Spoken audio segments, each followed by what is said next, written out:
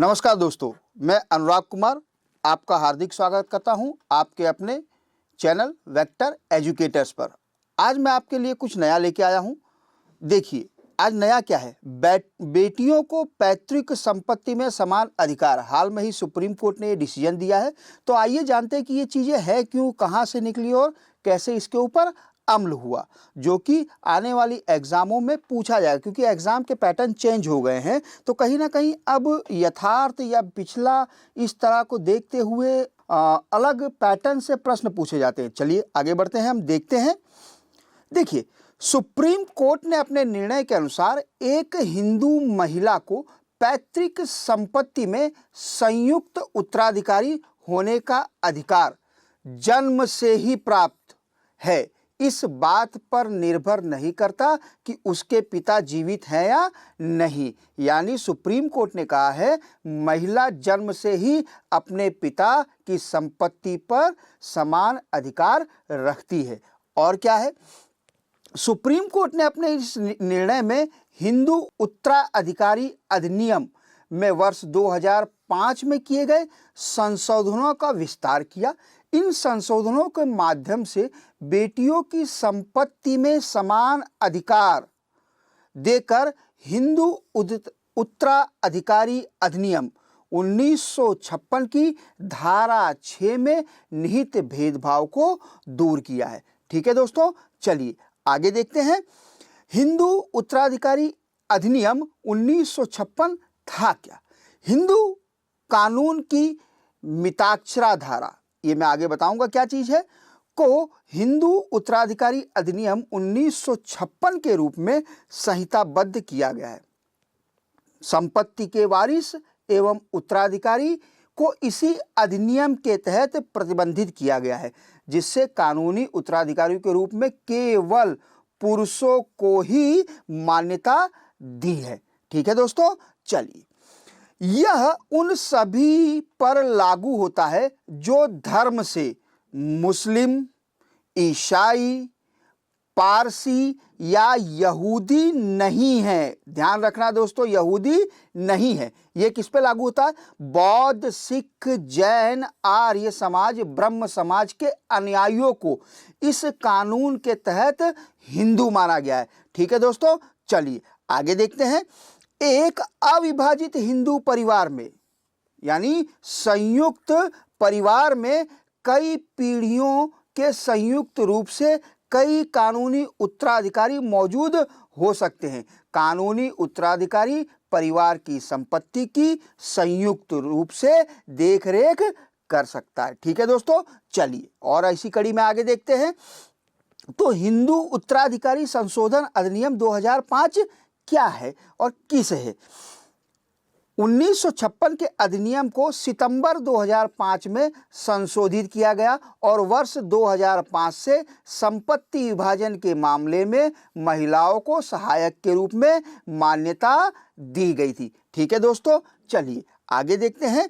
अधिनियम की धारा 6 में संशोधन करते हुए एक कॉर्पोरेशनर की पुत्री को भी जन्म से ही पुत्र के समान कॉर्पोरेशनर माना गया है।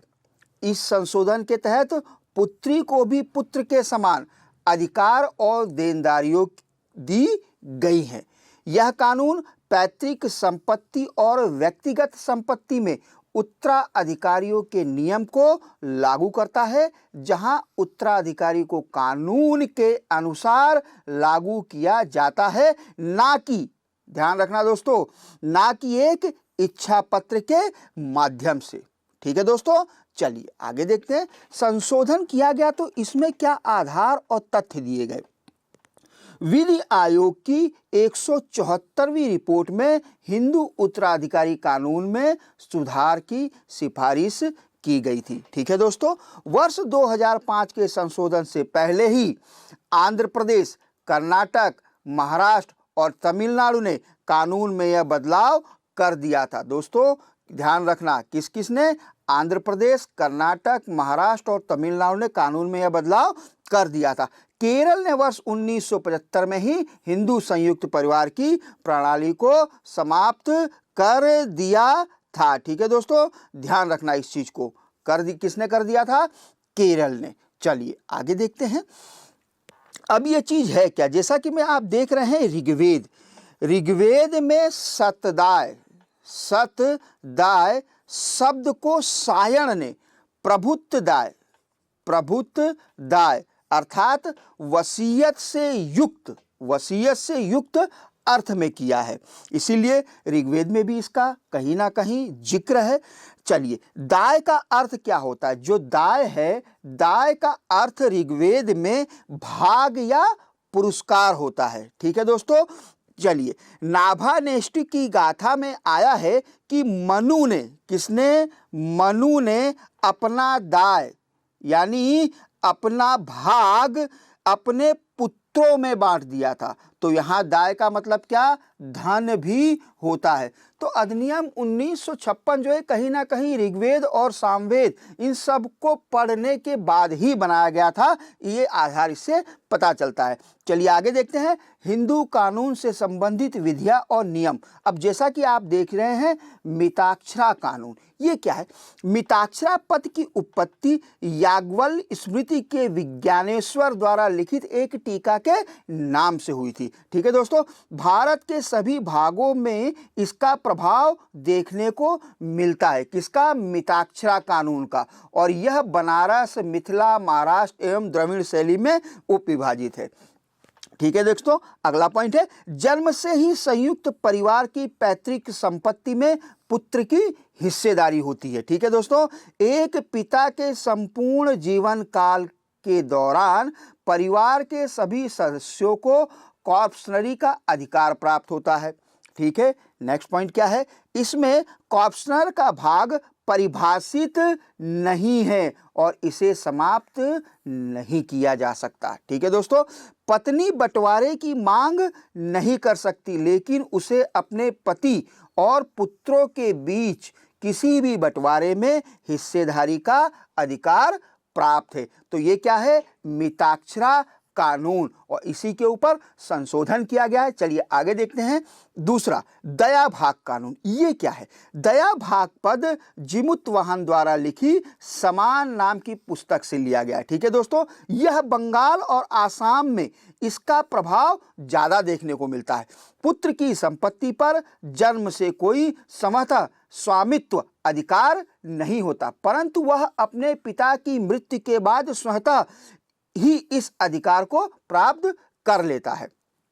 अगला पॉइंट है, पिता के जीवन काल में पुत्र को कॉर्पशनर का अधिकार प्राप्त नहीं होता है। प्रत्येक कॉर्पशनर के हिस्से को परिभाषित किया गया है और इसे समाप्त किया जा सकता है। यहाँ महिलाओं के लिए समान अधिकार मौजूद नहीं है, क्योंकि पुत्र बंटवारे की मांग नहीं कर सकता और यहाँ पिता ही पूर्ण मालिक होता है। तो दो चीजें हैं दोस्तों, ध्यान रखना, मिताक्षरा कानून और दूसरा दया भाग कानून। चलिए आगे देखते हैं। सरकार ने क्या पक्ष रखा था अपना? सुप्रीम कोर्ट ने, जो हमारे सॉलिसिटर जनरल हैं तुषार मेहता ने महिलाओं को समान अधिकारों की अनुमति देने के लिए कानून का व्यापक संदर्भ में अध्ययन किए जाने का तर्क प्रस्तुत किया। सॉलिसिटर जनरल ने मिताक्षरा कॉर्पशनरी 1956 कानून की आलोचना की, क्योंकि यह कानून लैंगिक आधार पर भेदभाव करता है और भारतीय संविधान द्वारा समानता के मौलिक अधिकार अनुच्छेद 14 से 18 के लिए दमनकारी और नकारात्मक भी है। ठीक है दोस्तों, ध्यान रखना इस चीज को। आगे धन्यवाद।